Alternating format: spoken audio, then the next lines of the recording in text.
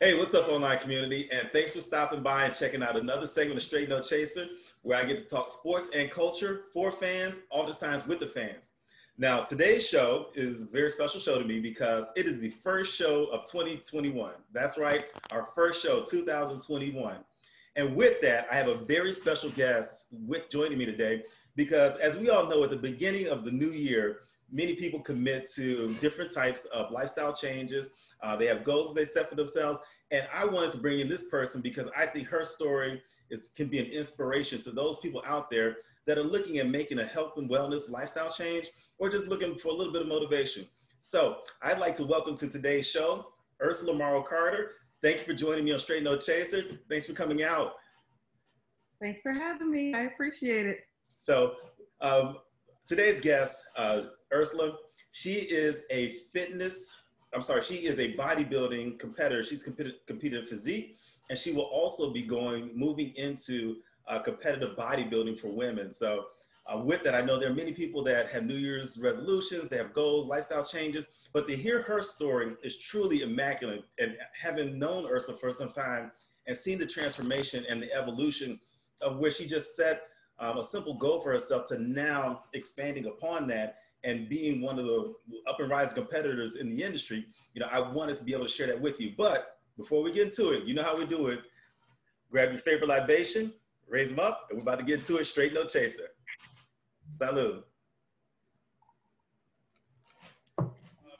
We talked about the diet. We talked about kind of getting started, making that commitment, making that decision to follow through on it. A little bit about the nutrition. Well, we talked in depth a little bit about the nutritional component. Posing, getting to the stage. Tell me, what was it like for you the first time you walked on stage? I love attention. It was great.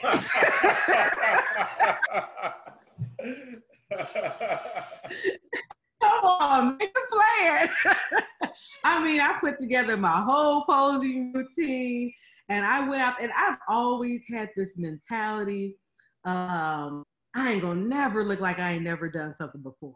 Yeah. So even though I get nervous like everybody else, I have nerves and I deal with stuff, but I learned a long time ago how to hide it and go out there and pretend like I've been doing this forever. Yes. But then when the support system is so great because everybody knows how much work everybody put into it. So when you go out there and like for me, I went out there and I just kind of zoned in on one judge in particular. It was a Black female there. And when she looked up at me and just smiled and nodded her head, that was good enough for me. Whatever happened from this point forward, I did my best. I'm doing my best. And I'm good. So it's really, man, another young lady, she's in her 20s, never did sports because she was homeschooled. So she also was on the stage for the first time with me. When she got up, she was extremely nervous, not having ever been in front of people like that. But you could just see her whole body language change when she got out there.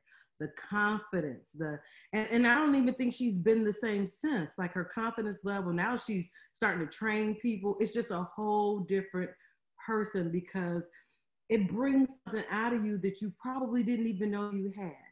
Yes. And not that this is the only sport that do that. Doing what you're doing, getting in front of people, talking, those things bring something out of you and it builds you up. This bodybuilding thing, man, you have to have like a leadership mentality to do this kind of work.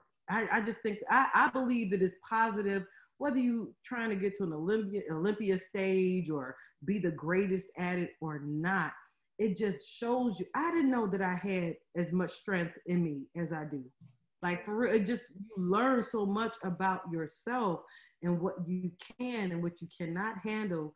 And this is too much. You don't know what's too much happening. Mine will tell you you're done sometimes, but you got to fight that thing right there. You got to fight it and you'll find out, man, I'm bigger than what I thought I was. I'm better than what I thought I was. Forget bodybuilding, in life. Ain't nothing I can't handle if I really put my mind to it. I can accomplish it all.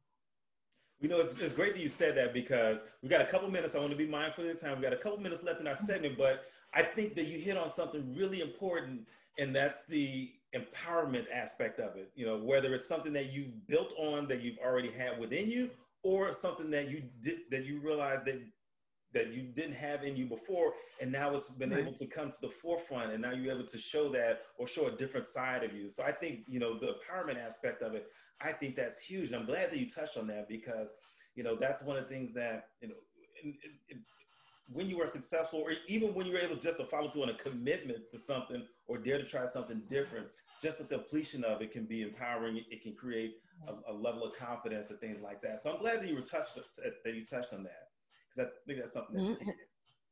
Yeah, and there's so many aspects to this thing.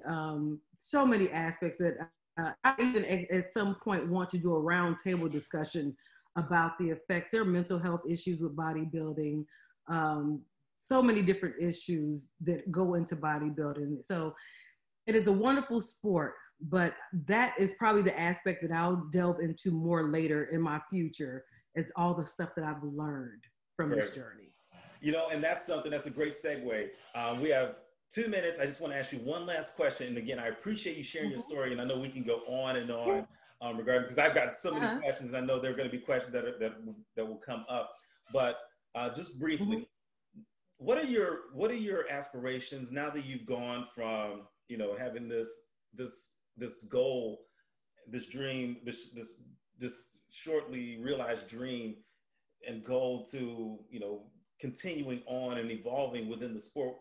Briefly, real quick, what are your aspirations, or what are the next steps that you have for yourself? Yeah, easy answer. I'm going to do another competition. I don't know how many years I'll compete, but I know this year I will compete. But the ultimate goal is to now take all the information I've learned from this sport, the different issues, women not being able to have children and stuff like that, and begin to heal and address those issues in bodybuilders.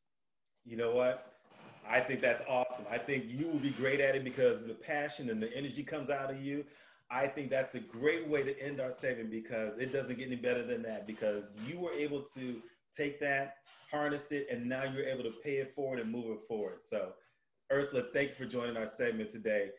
And guys at home, thank you for checking out another segment of Straight No Chaser. Be blessed, everyone. Bye.